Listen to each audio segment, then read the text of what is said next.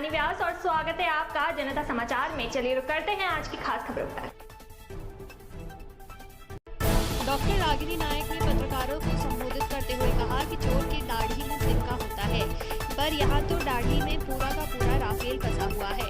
शायद इसीलिए दाढ़ी इतनी लंबी बढ़ाई जा रही है। उत्तराखंड प्रदेश कांग्रेस कमेटी के मीडिया प्रभारी राजीव महर्षि ने बताया कि अखिल भारतीय कांग्रेस कमेटी के प्रवक्ता डॉक्टर रागिनी नायक ने आज एक प्रेस कॉन्फ्रेंस को प्रदेश कांग्रेस कार्यालय देहरादून में संबोधित किया, जिसके मुख्य मोदी सरकार द्वारा राफेल डील में भ्रष्टाचार, रिश्वत और मिलीभगत को दफनाने के लिए ऑपरेशन कवर अप एक बार फिर उजागर हो रहा है। भाजपा सरकार ने राष्ट्रीय सुरक्षा का बलिदान दिया। भारतीय वायुसेना के खतरे में डालकर देश के खजाने को हजारों करोड़ का नुकसान पहुंचाया गया है। पिछले 5 सालों में संदिग्ध राफेल डील मामले में प्रत्येक आरोप और पहली की प्रत्येक मुद्दा मोदी सरकार में बैठे सत्ता के उच्चतम सरकार स्तर पर लोगों तक जाता है। ऑपरेशन कवर अप में नवीनतम खुलासे से राफेल भ्रष्टाचार को दफनाने के लिए मोदी सरकार, सीबीआई, ईडी के बीच संदिग्ध साठगांठ का पता चलता है। 4 अक्टूबर 2018 को भाजपा के 2 पूर्व केंद्रीय मंत्रियों और एक वरिष्ठ वकील ने राफेल सौदे में बड़े पैमाने पर भ्रष्टाचार का हवाला देते हुए निदेशक सीबीआई और शिकायत सौंपी। 11 अक्टूबर 2018 को मॉरिशस सरकार ने अपने अटॉर्नी जनरल के माध्यम से राफेल सौदे से जुड़े कमीशन में कथित भुगतान के संबंध में सीबीआई और को दस्तावेजों को अवगत की। 1 अक्टूबर 2018 को पीएम मोदी की अगुवाई वाली एक समिति ने सीबीआई निदेशक आलोक वर्मा को मध्यरात्रि में तख्ता पलट कर हटा दिया। दिल्ली पुलिस के माध्यम से सीबीआई मुख्यालय पर छापा मारा और इससे नायक एम नागेश्वर राव को सीबीआई प्रमुख नियुक्त किया गया। ये सीबीआई के माध्यम से राफेल भूख को दफनाने की एक ठोस साजिश का हिस्सा था। मोदी सरकार और सीबीआई ने पिछले 36 दिनों में कमीशन और भ्रष्टाचार के सबूतों पर कोई कार्रवाई क्यों नहीं की? इस मामले को क्यों दफनाया गया? मोदी सरकार ने मध्यरात्रि तख्ता पलट में सीबीआई प्रमुख को हटाया। राफेल घोटाला 60 से 80 करोड़ रुपए का कमीशन भुगतान नहीं है। ये सबसे बड़ा रक्षा घोटाला है और केवल एक स्वतंत्र जांच ही घोटाले का खुलासा करने में सक्षम है। कांग्रेस यूपीए सरकार ने अंतर्राष्ट्रीय टेंडर के बाद 526 करोड़ 10 लाख रुपए के प्रौद्योगिक हस्तांतरण सहित एक राफेल लड़ाकू विमान खरीदने के लिए बातचीत की थी। मोदी सरकार ने वो राफेल लड़ाकू विमान बिना किसी विवाद 1670 करोड़ रुपए में खरीदा और भारत को प्रौद्योगिक हस्तांतरण के बिना 36 जेट की लागत में अंतर 41,205 करोड़ है। मोदी सरकार जवाब देगी कि हम भारत में प्रौद्योगिकी हस्तांतरण के बिना 36 विमानों के लिए 41,205 करोड़ अतिरिक्त क्यों दे रही है? किसने पैसा कमाया है और कितनी रिश्वत दी है? जब 126 विमानों का लाइव अंतर्राष्ट्रीय टेंडर था तो पीएम एक तरफा 36 विमान ऑफ द शेल्फ कैसे खरीद सकते थे? French news portal agency Mediapart FR ने चौंकाने वाले खुलासे में ताज़ा सेट में उजागर किया है कि किसी प्रकार वार्ताकर्ताओं से बातचीत के अंतिम चरण के दौरान और विशेष रूप से उन्होंने विमान की कीमत की गणना उन्होंने कैसे की। इसे दसॉल्ट एविएशन राफेल को उपलब्ध कराई और इस प्रकार दसॉल्ट एवियन को साफ और सीधे तौर पर फायदा हुआ। क्या ये सही नहीं है कि प्रवर्तन निदेशालय ईडी में 26 मार्च 2019 को छापेमारी में बिचौलिया से रक्षा मंत्री के गुप्त दस्तावेज बरामद किए हैं, जिनमें लिंक दस्तावेज शामिल है। बेंचमार्क मुख्यालय दस्तावेज में 10 अगस्त 2015 रक्षा मंत्रालय में आईएनटी द्वारा आंतरिक चर्चाओं का रिकॉर्डिंग, रक्षा मंत्रालय भारत सरकार द्वारा की गई गणना की गोपनीय एक्सेल शीट्स, यूरोफाइटर का भारत सरकार को 20% की छूट का काउंटर ऑफ वाला तत्कालीन रक्षा मंत्री अरुण जेटली को लिखा पत्र 24 जून 2014 को एक नोट से द्वारा डिसॉल्ट को भेजा गया, जिसमें द पॉलिटिकल हाईकमान के साथ बैठक की पेशकश की गई थी। मोदी सरकार ने हाईकमान के साथ डिसॉल्ट की ऐसी एक भी बैठक की। प्रेस वार्ता में मीडिया प्रभारी राजीव महर्षि, ललिता लेथुला, चुनाव मीडिया प्रभारी समन्वयक अखिल भारतीय कांग्रेस कमेटी, महामंत्री संगठन लखपत कोटोला आदि उपस्थित थे। ये कहा जाता है कि चोर की दाढ़ी में तिनका, लेकिन हमारे देश में तो इस दाढ़ी में पूरा का पूरा राफेल जहाज फंसा हुआ और शायद इसीलिए ये दाढ़ी दिन ब दिन बढ़ती जा रही थी कि राफेल का घोटाला कहीं ना कहीं उसके पीछे छुपा लिया है। तो आज एक बहुत महत्वपूर्ण मुद्दा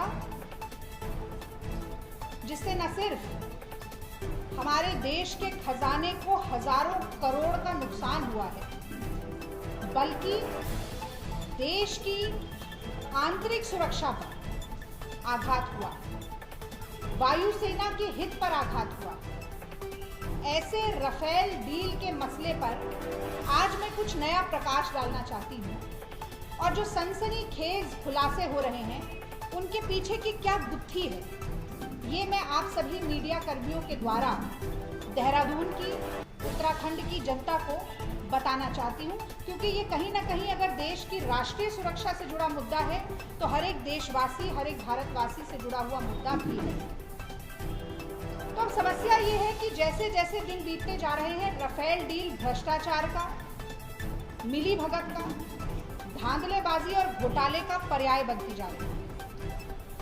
मोदी सरकार सीबीआई और ईडी के साथ सांठगांठ करके लगातार एक ऑपरेशन कवर अप चला के राफेल डील को दफनाने का एक लंबा खेल खेल रही है।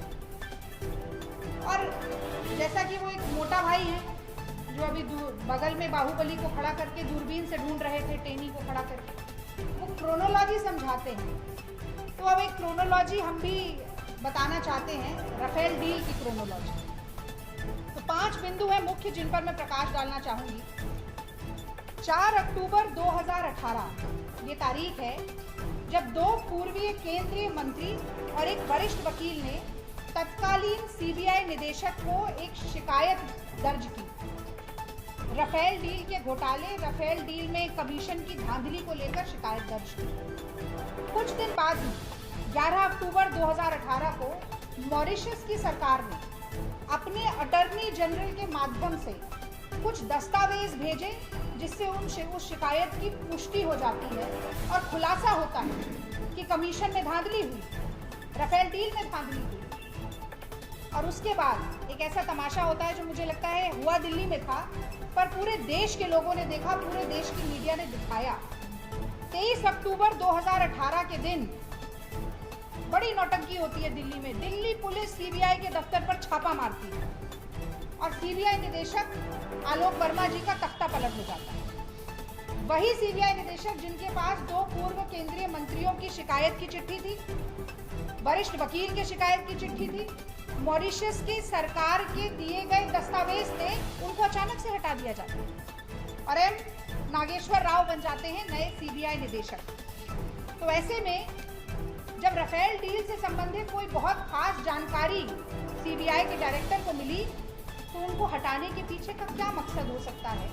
मैं समझती हूँ कि एक दूध पीता बच्चा भी इस बात को समझ जाएगा, जिसे राजनीति का राह भी नहीं आता, वो इसके पीछे के षड्यंत्र को, साजिश को समझने में उसे कोई गुरेज नहीं होगा, कोई कठिनाई नहीं होगी। और 36 महीने से ये सबूत मोदी सरकार के पास है। अगर सीबीआई के पास है तो मोदी सरकार के पास है, कठपुतली तो है ही उनके पास सारी, ईडी, सीबीआई और सारी जांच एजेंसी, लेकिन उस पर कार्रवाई कुछ नहीं हो रही, क्योंकि मोदी सरकार अपने ऊपर कैसे कार्रवाई करे? सबूतों को दरकिनार कर दिया गया। और अब चौथा और सबसे दिलचस्प, सबसे ज्यादा महत्वपूर्ण बिंदु, मोदी जी ने एंटी करप्शन क्लॉज राफेल की डील से हटा दिया। वो एंटी करप्शन क्लॉज जो कहता था कि कोई रिश्वत नहीं होगी, कोई कमीशन नहीं होगा, कोई बिचौलिया नहीं होगा, किसी तरीके का कोई भी उपहार नहीं लिया जाएगा। और मैं ये भी बता दूं कि इस तरह का जो एंटी करप्शन क्लॉज होता है वो डिफेंस प्रोक्योरमेंट प्रोसीजर की मैंडेटरी पॉलिसी, यानी कि डिफेंस मिनिस्ट्री जो भी प्रोक्योरमेंट करती है उसमें एंटी करप्शन क्लॉज होना अनिवार्य है। लेकिन मोदी जी अपनी मन की बात के चलते ऐसा बुलडोजर चलाते हैं कि कानून, संविधान सब तहस नहस हो जाते हैं। तो एंटी करप्शन क्लॉज हटा दिया गया। ये एंटी करप्शन क्लॉज यूपीए की डील के समय भी था, और जब ये एंटी करप्शन क्लॉज 2015 में हटाने की बात शुरू हुई तो डिफेंस मिनिस्ट्री ने इसका विरोध किया था। उसके बावजूद 2016 में ये हटा दिया गया। तो भाई डॉक्यूमेंट लीक हो जाते हैं पर किसी राजनेता पर कोई कार्रवाई नहीं होती। डॉक्यूमेंट लीक हो जाते हैं, डिफेंस मिनिस्ट्री के किसी अधिकारी पर कोई कार्रवाई नहीं होती। और ये कैसा चौकीदार है जिसकी चौकीदारी में एंटी करप्शन क्लॉज भी हट जाता है? और देश के सारे गोपनीय रहस्य बाहर आ जाते हैं? ये तो सवाल पूछना पड़ेगा। इसीलिए राहुल गांधी जी ने कहा था कि चौकीदार और चोर के बीच की जो खाई है वो पूरी तरह से पट चुकी है और चौकीदार ही चोर साबित हो चुका है। अब दूसरी मुख्य बात, ये कोई 50, 60, 70 करोड़ का छोटा मोटा कमीशन घोटाला नहीं है। राफेल डील देश का सबसे बड़ा रक्षा घोटाला है। और वो कैसे है भाई? इंटरनेशनल टेंडर जो यूपीए सरकार के समय पर हुआ, उसमें सबसे पहले तो प्रौद्योगिकी हस्तांतरण होना था, यानी कि ट्रांसफर होना था उस सारी तकनीक का, टेक्नोलॉजी का, जिससे कि राफेल का जहाज बनाया जाता। इसके साथ साथ मतलब प्रौद्योगिकी हस्तांतरण के साथ भी 126 जहाज में प्रति जहाज की कीमत थी 526 करोड़। और फिर मोदी सरकार एक डील करती बिना टेंडर के, बिना हस्तांतरण के, और उसमें हर राफेल जहाज की कीमत हो जाती है 1670 करोड़ रुपया, यानी कि 41,250, मैं दोहराती हूँ, 41,250 करोड़ रुपए अतिरिक्त दाम राफेल के जहाजों के लिए दिया जाता है। तो मैं समझती हूँ कि ये पैसा जो कि जनता का पैसा है, तो जनता को जानने का अधिकार है कि अंडरहैंड डीलिंग कैसे हुई, कि रिश्वतखोरी कैसे हुई, किसको कमीशन दिया गया, कितना कमीशन दिया गया, किसने पैसा कमाया। चौकीदार की नाक के नीचे कि किस तरीके की धांधलेबाजी हो जाती। 126 जहाजों का टेंडर था, तो मोदी ऑफ द शेल्फ केवल 36 जहाज क्यों खरीदते? ये बड़ा सवाल। अब मैं तीसरे बिंदु पर आती हूँ, और तीसरा बिंदु बहुत महत्वपूर्ण है। एक फ्रेंच न्यूज पोर्टल है मीडिया पार्ट FR, वो एक सनसनीखेज खुलासा करता है। उस खुलासे में पता चलता है कि मिडिलमैन, जिसे हम बिचौलिया कहते हैं या दलाल कहते हैं, तो मिडिलमैन सुषेन गुप्ता के पास वो सारे दस्तावेज थे जो राफेल डील के दौरान इंडियन नेगोशिएशन टीम के दस्तावेज थे। यानी कि वो सारे दस्तावेज जिसके आधार पर यह आकलन हुआ कि राफेल का एक जहाज कितनी कीमत में खरीदा जाना चाहिए, क्या प्रक्रिया होनी चाहिए, ये सारे दस्तावेज एक दलाल के पास मिलते हैं। ये छापा मारा जाता है ईडी के द्वारा 26 मार्च को 2019 में। मोदी जी की सरकार है, 2019 की बात कर रही है। और कौन कौन से गुप्त दस्तावेज मिलते हैं, मैं एक बार आपको पढ़ के बताना चाहती हूँ, ताकि पता चले कि किस हद तक ये मिली भगत चल रही है। बेंचमार्क प्राइस डॉक्यूमेंट 10 अगस्त 2015 का, तभी मोदी जी की सरकार थी, 10 अगस्त 2015। इंडियन नेगोशिएशन टीम का पूरा रिकॉर्ड ऑफ डिस्कशन, एक एक पन्ना जो भी डिस्कस हुआ है, सब दलाल के घर से मिलता है। डिफेंस मिनिस्ट्री की कैलकुलेशन वाली पूरी की पूरी एक्सेल शीट मिलती है। डिफेंस मिनिस्ट्री ने किस आधार पर क्या कैलकुलेशन किया, ये भी मिल जाता है। यूरो फाइटर का 20% काउंटर डिस्काउंट का ऑफर, वो भी वहां पर होता है। सबसे महत्वपूर्ण, सबसे दिलचस्प, 24 जून 2014, तो 24 जून 2014 में मोदी जी आ गए थे सत्ता में। 24 जून 2014 का एक नोट मिलता है सुषेन गुप्ता का, जिसमें वो डसॉल्ट से कह रहे हैं कि मैं पॉलिटिकल हाई कमांड से आपकी मीटिंग करा सकता हूँ। तो जब मोदी सरकार है तो पॉलिटिकल हाई कमांड कौन होगा? ये तो पूछने की बात नहीं है, बहते पानी की तरह साफ है। तो क्या पॉलिटिकल हाई कमांड से वो मीटिंग हुई थी? और क्या डसॉल्ट और पॉलिटिकल हाई कमांड की मीटिंग के बाद ही 526 से 1670 करोड़ का जहाज हो गया था? ये सवाल बहुत महत्वपूर्ण सवाल है। और अगर ये मीटिंग हुई तो ये राष्ट्रीय सुरक्षा को खतरे में डाला गया, ये देशद्रोह का मामला है और ये ऑफिशियल सीक्रेट्स एक्ट का पूरा वायलेशन है। ये मैं डंके की चोट पर कहना चाहती हूँ।